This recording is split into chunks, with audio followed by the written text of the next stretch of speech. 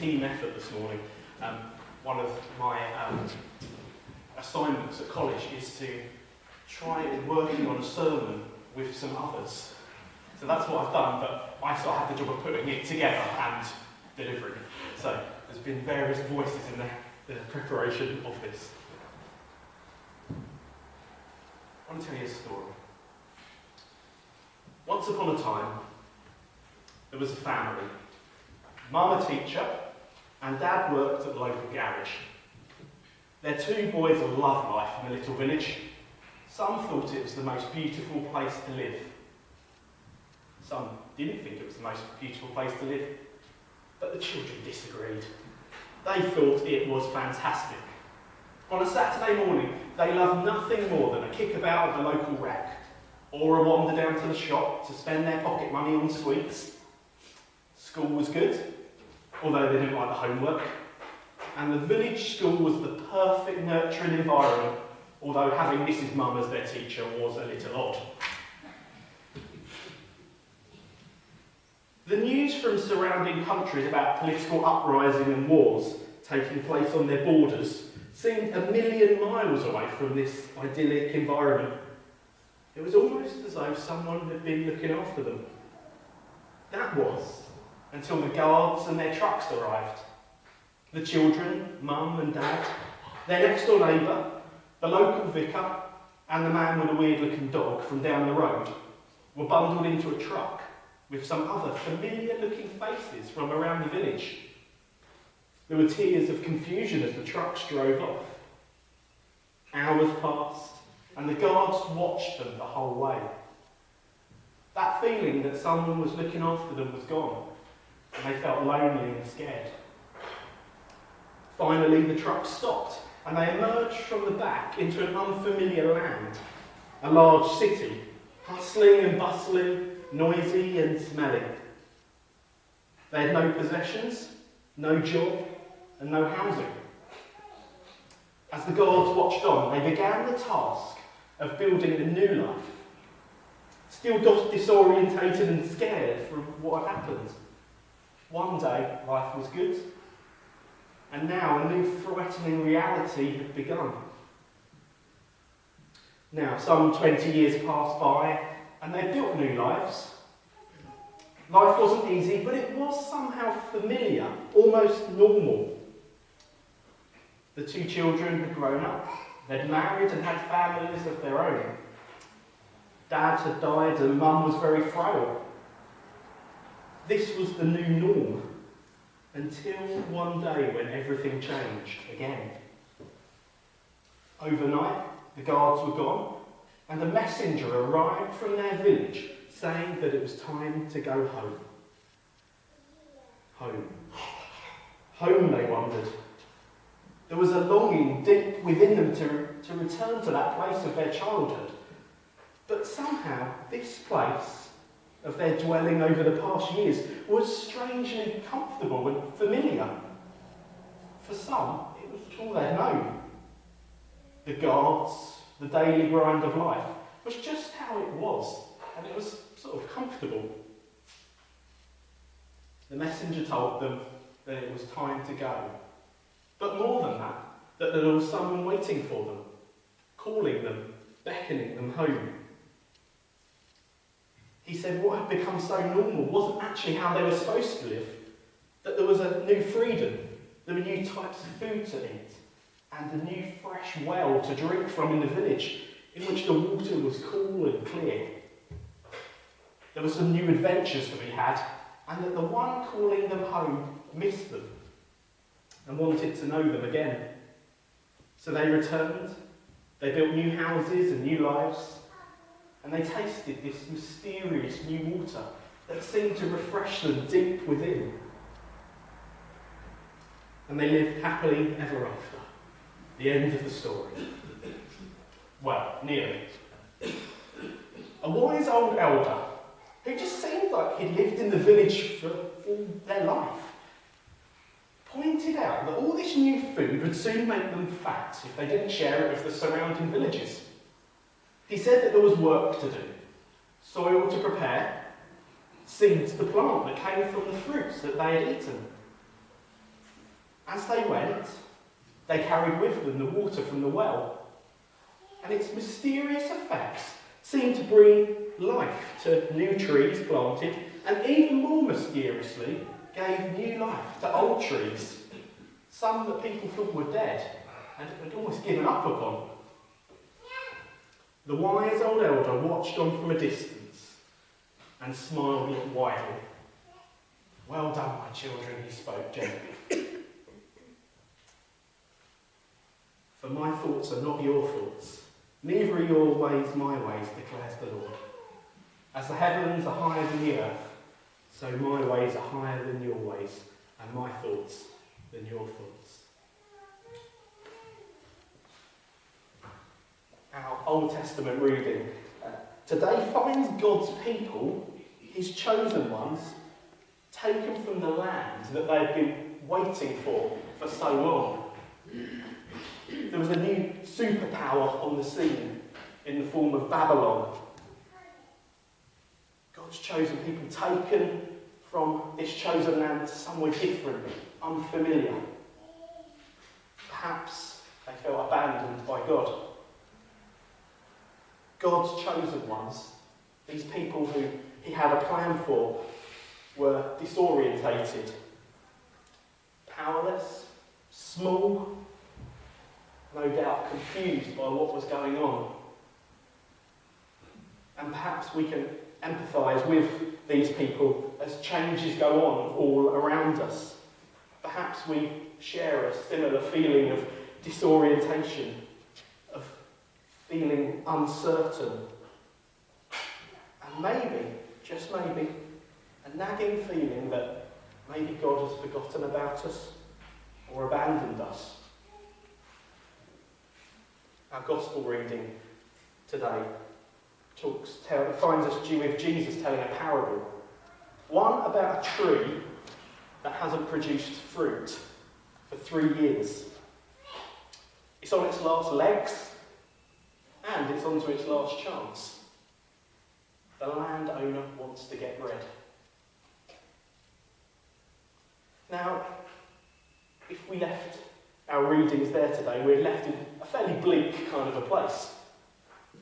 A nation who had stepped away from their calling and found themselves in a foreign land. And a tree not doing what it should be doing in producing fruit. But that's not the end of the story either.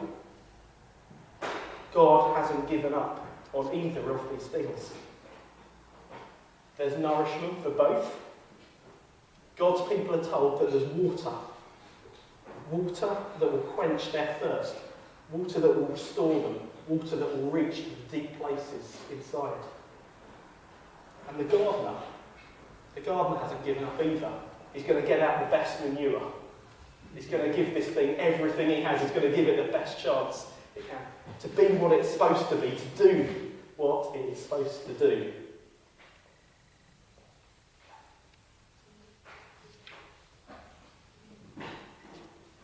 As I reflect back on my life, I can see at various times God's hand involved in it. Sometimes at the time completely unknowingly.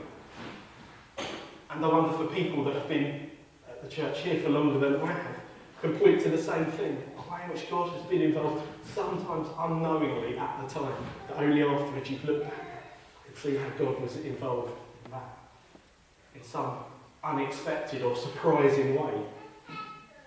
And God to me seems, throughout the Bible, to have this habit of using the small and the weak, the disorientated, the people who perhaps feel forgotten.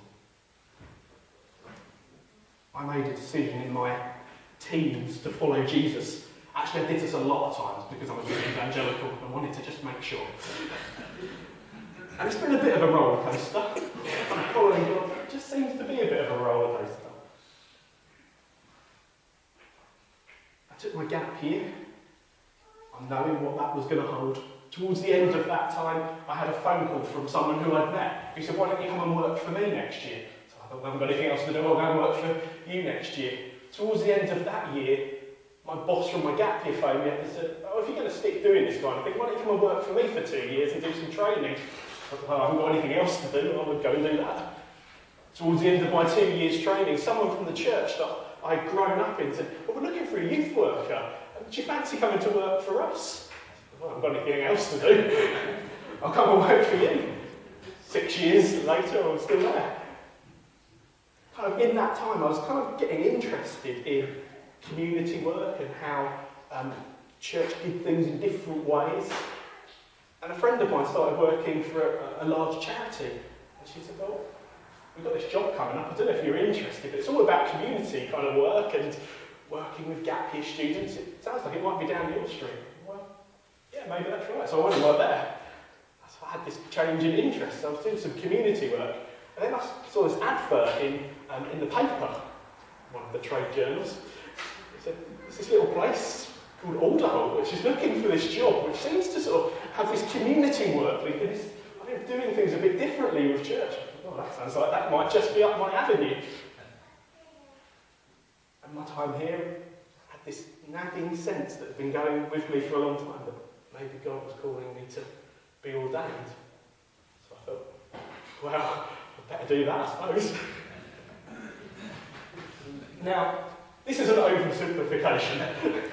It may seem like this was all very clear all of the time, but actually within it there was lots of pain and struggling and grappling to try and glimpse what God might just be up to. And I'd imagine that we all have our own stories, how God uses us and leads his children and his church in all kinds of ways. And sometimes we can't see it at the time. But as an old mate of mine often used to say, he'd say, look at me and say, "Lewis, good old God. He was there all the time." Yesterday, some of us looked towards the future of this church, and there's lots of questions, there's lots of opportunities, there's worries, there's concerns, and perhaps there's just a sense of not knowing exactly what the right thing to do is.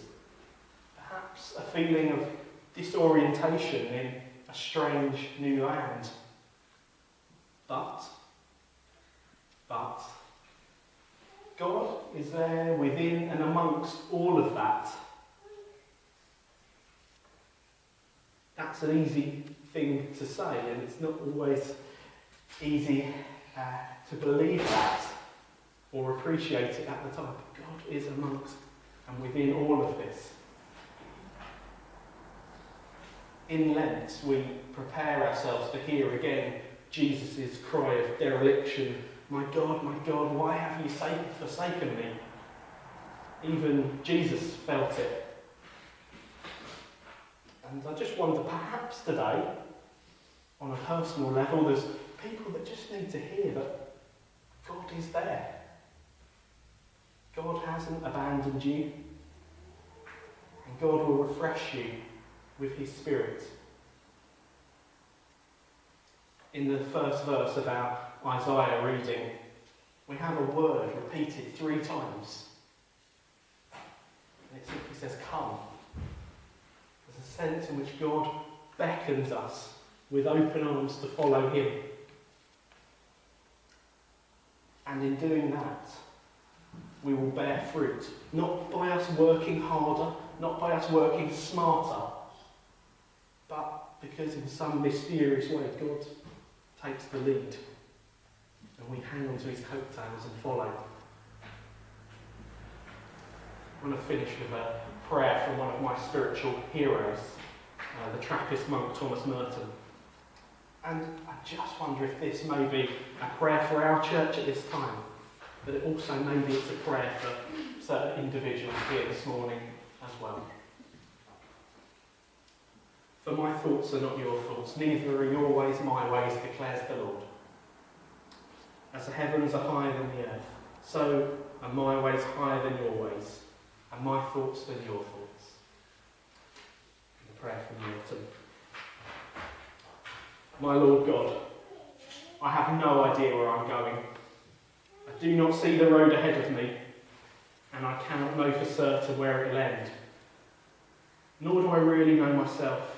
And the fact that I think I'm following your will does not mean that I'm actually doing so. I believe that the desire to please you does in fact please you. And I hope that I have that desire in all that I'm doing.